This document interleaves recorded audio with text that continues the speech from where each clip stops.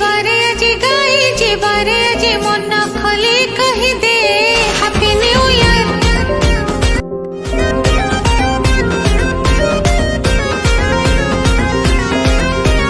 नाचे जे बारे आज गाई जे बारे आज मन खोली कही दे हैप्पी न्यू ईयर।